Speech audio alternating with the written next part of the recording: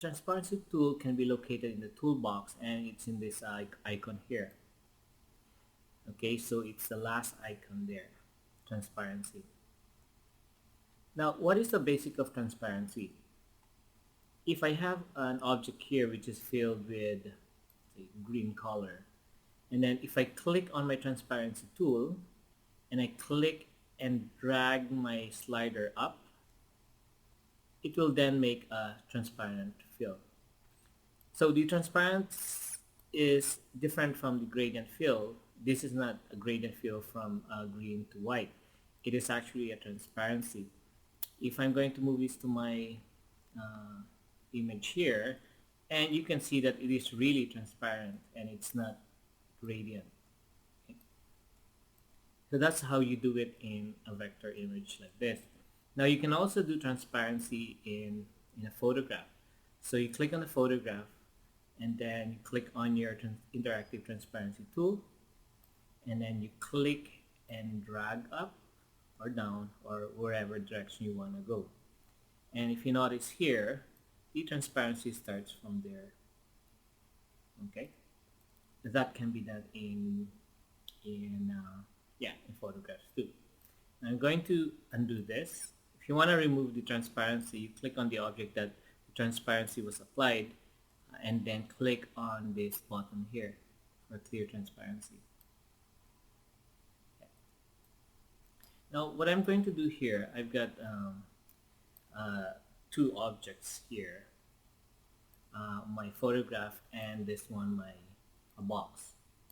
Now my problem here is I'm going to make a poster. Let's say I'm going to make a poster and I want to extend the color of or the sky going up, okay, but I'm limited because it's already cropped here. So you can use the transparency tool to make a fake fading effect of the sky. Okay, so first what you're going to do is you're going to zoom in and go to the tip of the photograph, the top of the photograph, and get a sample color by going to your eyedropper tool and click on this color there. Okay, and you notice when I click on it, in the status bar it says here those are my RGB values. So the that color is already stored in my eyedropper.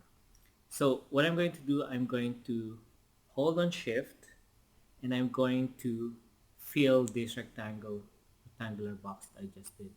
Click, and there you go. Okay, so now I'm not really happy about it because it doesn't really blend to the background color or the box color, right? So what I'm going to do, I'm going to put a transparency effect just on the top part of the picture. So I click on the image, I go to my transparency tool, interactive transparency tool, and click and drag going up. Just that portion of it. There. And then instantly, there's no seam anymore. It's like, it's one whole picture. Even though you zoom in, you really don't see the line. And if you do see a line, you can always adjust your interactive transparency by clicking on this one here, and yeah, and there you go. So that's one way of using the transparency. The transparency also can also be applied into text. Okay, so for example, I'm going to make the text white. Okay, so to make that white, and then what I'm going to do, I'm going to stylize it by clicking my shape tool. Okay, and I'm going to change the spacing between the text by clicking on the icon here and moving it to the left side. There. Okay. Now what I'm going to click on my interactive transparency. Okay, but while I'm there, I want you to look at the property bar here. This is the properties of the transparency. Then you can choose which one you want. We always did a linear transparency with a slider, right? You can make it uniform by clicking on the uniform, and there you go. It's the uniform transparency here. Okay? And then what I'm going to do, because I don't see the individual letters, okay, so it doesn't read school. So what I'm going to do, I'm going to break it down. Go to arrange, break artistic text. Okay, and there you go.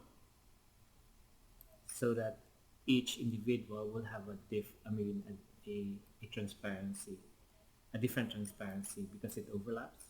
Okay, and let's see it from afar or from a zoom out.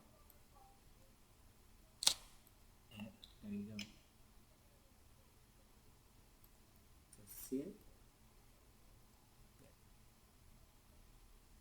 Very easy to do in CorelDraw.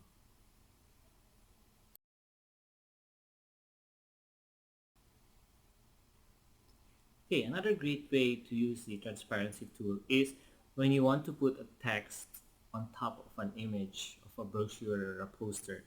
Like for example here, if I want to put this text on top of a photograph, and it's not really, you can't really read it because of the contrast of the text and the background. So some of the graphic designers, they put a frosted background, a frosted box into the image and make it white transparent. Okay, so what I did, I made a rectangle here and I'm going to put it in here on top of the text of the image. Actually, I already applied the transparency, but okay. So let's say that's my planned box that I'm going to put. I'm going to make it white, okay? But I want to make it a little bit transparent so that the photograph will see through. Okay, I'm gonna stylize this first by going to your shape tool or F10 and click and drag inside. There. Now I'm going to apply transparency. I click on my transparency tool, and here in the property, I go to uniform fill. There you go. And you can also change the transparency by going to the slider here, and if you notice, it changes. Okay, let's say I'm happy with that one, and then what I'm going to do, I'm going to put this on top of the transparent box there. Now you're not limited with white. You can always change the color of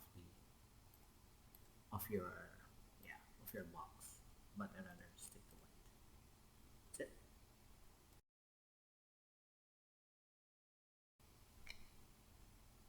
Now the transparency tool can also be used to blend two photographs. I've got two photographs here and it's the same height, so I can really blend it together so that you think it's not in different software.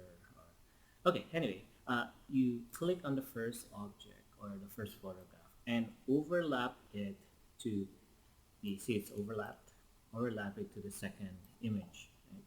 So I want you to do is you click on any of those images, but I think it's best if you click on the image that's on top of, the very top image, which is this one, and you go to your transparency tool and you click and drag to the left here. And it really depends upon how would you like the blending to go. Okay, so make sure you don't see the blending. Okay, and just in case you see a little bit, like for example here there's a little bit of blending, you click on the image and just move it to the left side here. And you can fine-tune the transparency. Very nice tool. This is one of my favorite tools, transparency. And look at it now, it's like in one photograph.